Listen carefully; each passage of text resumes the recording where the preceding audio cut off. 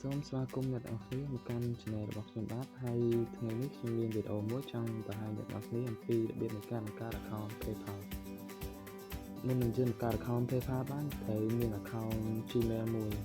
ហើយបើអ្នកទាំងអស់គ្នាអត់ទាន់មានទេគួរតែបង្កើតវាហើយតែបើអ្នកទាំងអស់គ្នាអត់ចេះបង្កើតវាទេអាចលើក្នុងវីដេអូខ្ញុំការពិលុបមួយបានព្រោះថាខ្ញុំបានផុសវាហើយតែឥឡូវមកខាត់ពេលយើងចូលទៅបង្កើតវាទាំងអស់គ្នាពីបងចូល Google Chrome ហើយយើងវាយពាក្យថា paypal.com ពេលអស់គ្នាវាយមកវាលើកទាំងបែបនេះហើយវាអូសមកក្រោមមកពេលអូសមកក្រោមមកអ្នកទាំងគ្នាឃើញរូបទង់ជាតិកម្ពុជាយើងចុចលើរូបទង់ជាតិហ្នឹងមូលហេតុដែលយើងចុចលើហ្នឹងគឺយើងត្រូវការដូរទង់ជាតិវាថាបើយើងអត់ដូរទង់ជាតិទេគឺយើងអាចដកលុយនិងអត់អាចវាលុយបានតាម account PayPal ហ្នឹងឯងយើងអាចបានត្រឹមតែទិញអាវ៉ាន់អនឡាញឬអីតិចតួចបានធម្មតាតែប៉ុណ្ណោះយើងត្រូវដូរយើងអូសមកក្រោមមកយើងដល់ឡើង Pacific នេះយើងរើសប្រទេសក្នុងចំណុចនេះខ្ញុំចង់ recommend អ្នកនរគ្នាឲ្យរើសប្រទេសបារ៉ែនអូខេពេលចុចហើយយើងអូសមកក្រោមមកអ្នកទាំងគ្នាឃើញគឺវាដូរទៅជាទង់ជាតិប្រទេសបារ៉ែនតោះខ្ញុំចុចពាក្យថា get start តោះបញ្ចុច get start នឹងហើយយើងរើសពាក្យថា personal account ហើយយើងចុចពាក្យថា continue ក្នុងចំណុចនេះយើងវាយឈ្មោះយើងមកគួរតែវាយឈ្មោះពិត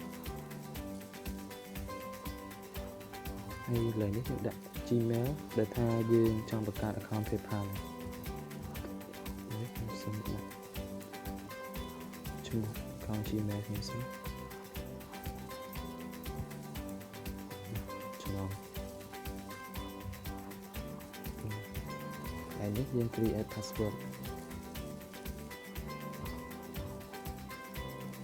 យើង create password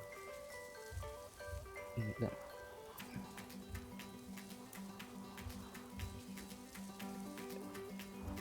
ខ្ញុំចាំតិចសិនហើយត្រង់ចំណុចនេះយើង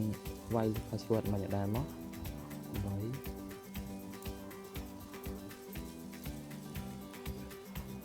password ដែលថាយើងដាក់គឺគួរតែមានទាំងលេខនិងអក្សរដើម្បីសុវត្ថិភាពយើង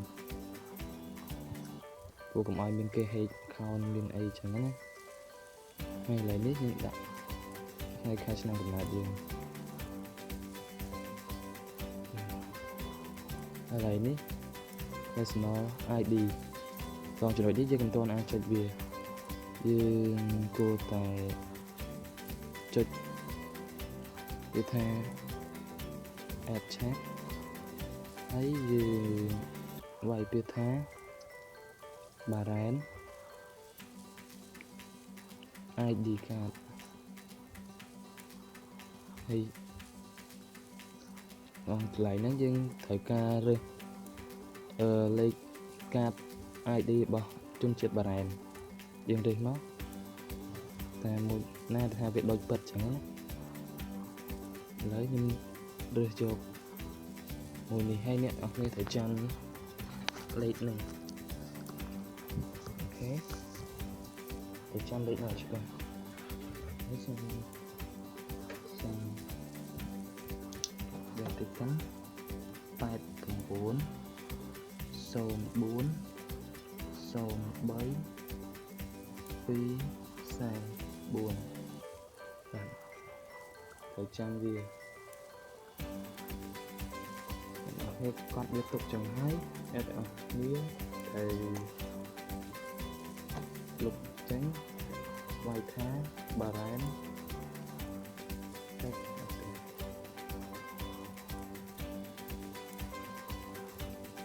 ចុចទៅនេះមកចុចនេះ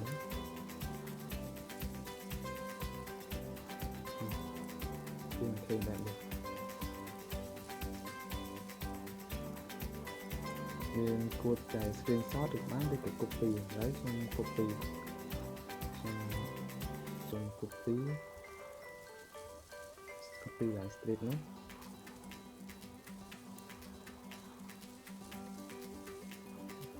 copy vô máy hay dân cho từ can cái này là dân mình nhé rồi create file là mình nó hay còn lại nếu chúng đặt lên tại hiện ban mình tại những là dân đăng cập mình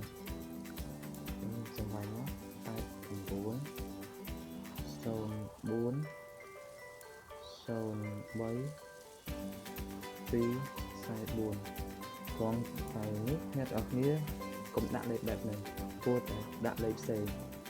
viên cài được tôi được bá được cài còn thật nào mà lấy cài được tôi thế này sai của mùa hay nhật ở phía có tự đặt lên không thì nhỏ cái sân chỉ nhật đặt có để đặt lên đôi nhómគឺមានថាគេវាអាចតែមានបញ្ហាតបមកយើងកន្លែង add line 1នេះអ្វីដែលយើងបាន copy មិញហ្នឹងយើងដាក់វាចូលមកហើយកន្លែង add line 2មិនបាច់ដាក់ក៏បានដែរហើយកន្លែង city នេះកន្លែង city នេះយើងត្រូវមើលកន្លែងមិញកន្លែងដែលយើង copy វាមកមិញហ្នឹងនេះcity គេដាក់ហើយsangខាងបង្ហាញតាមនេះណា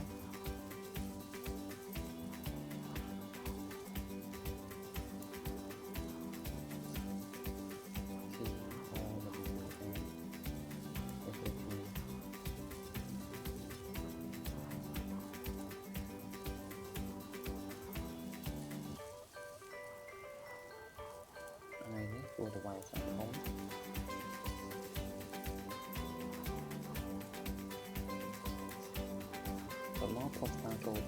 postal code របស់ទីបារាំងគឺវាអត់មាន postal code ទេយើងដាក់លេខ0ជាមួយ5ដងណា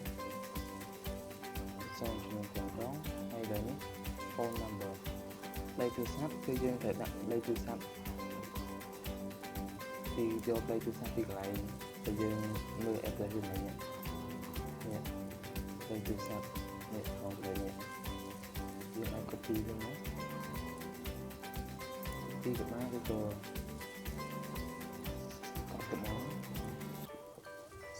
39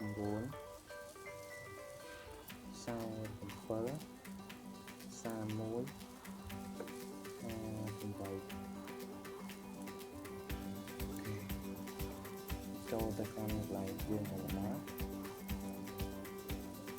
ចាំមកចុងតិចខាងអ្នកទាំងគ្នាត្រូវកត់លេខទូរស័ព្ទទុកលេខទូរស័ព្ទហ្នឹង39 47 31 58 តបចំណុចយើងគ្លិកទីអបហ្នឹងចុច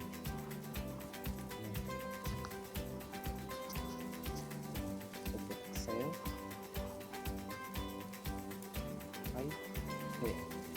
តាមមកខមហ្នឹងឃើញវាថា add card to use later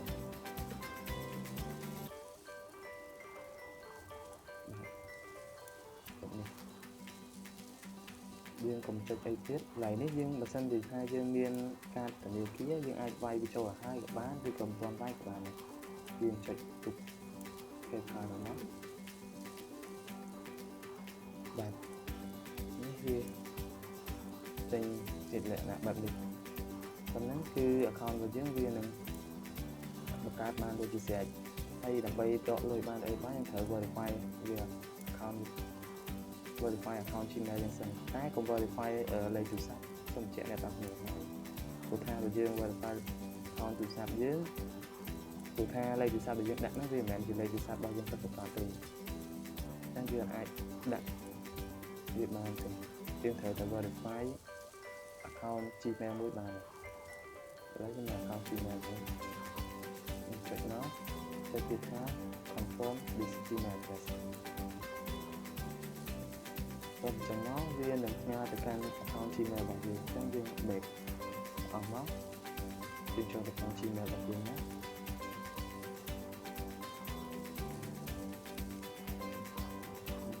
Gmail របស់យើងហើយយើងចុចលើនេះមកហើយចុចទៀតថា click to activity your account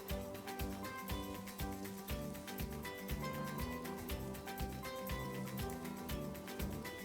ចុចទៀតថា confirm email address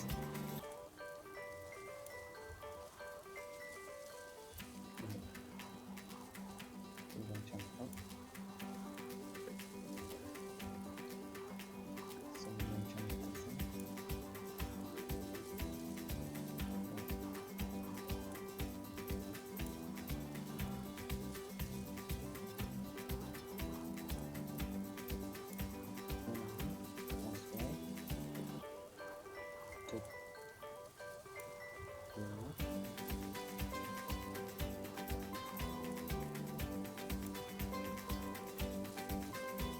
Này nó kia thời ca dương cái trẻ thời dương làm chiều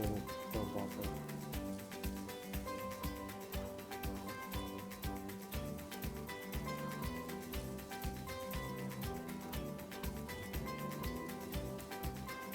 từ xa là cái account Gmail dương upon ban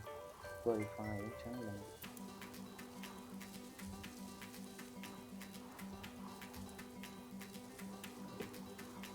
xong là phải cho phóng đi nhưng ta ra đây lại một chút ha mình phải ok tiếp rồi còn bằng những cái phong trào verify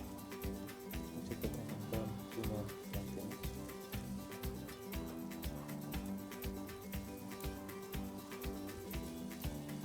kiaเป็นphong trào làm lại conแบบนี้คือđể dương verify account Gmailทั้งนั้นคือdươngអាចដកលុយមិនអាចវេលុយតាម account PayPal đượcដែរសូមអរគុណអ្នកទាំងអស់ចំពោះការទស្សនាវីដេអូខាងពីដើមដល់ចប់